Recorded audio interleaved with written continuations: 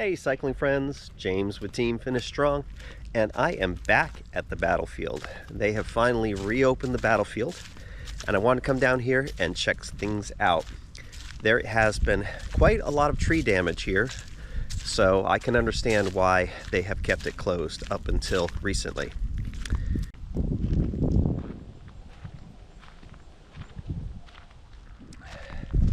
Well, friends, it is just 2 more days until the election.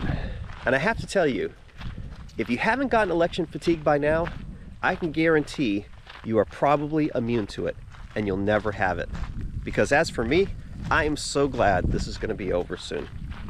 You know, I think as Christians, we do have a responsibility and a privilege to vote, and I think that's important.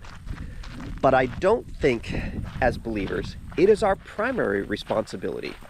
You see, we have a higher responsibility to God than we do our governing authorities. That said, Jesus did say that we are to render unto Caesar what is Caesar's, and unto God what is God's. And so I think there is a distinction between the two. And ultimately, I think we have the greater responsibility to God.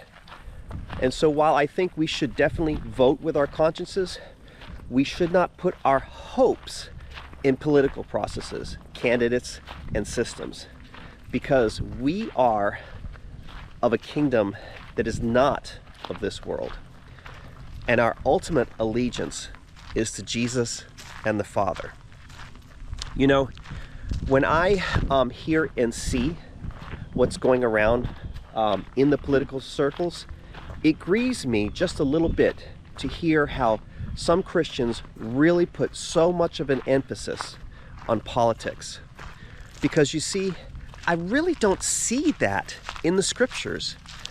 I see some instances where believers had great influence in the politics of the day. I think of Daniel, I think of Joseph, but it was the believers influencing politics, not the other way around. I think we are to be salt and light primarily.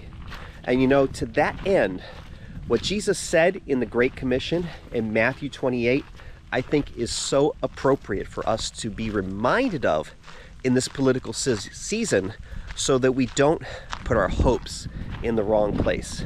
Where Jesus said, "Go ye therefore into all nations, baptizing them in the name of the Father, the Son, and the Holy Spirit, teaching them to obey everything that He commanded."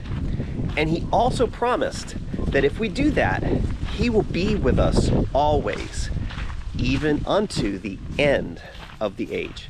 That means that if we live out and practice what Jesus has taught us, and we go and we make disciples, then He'll be with us right up until the very moment that we see Him again. And that, my friends, is a much greater hope.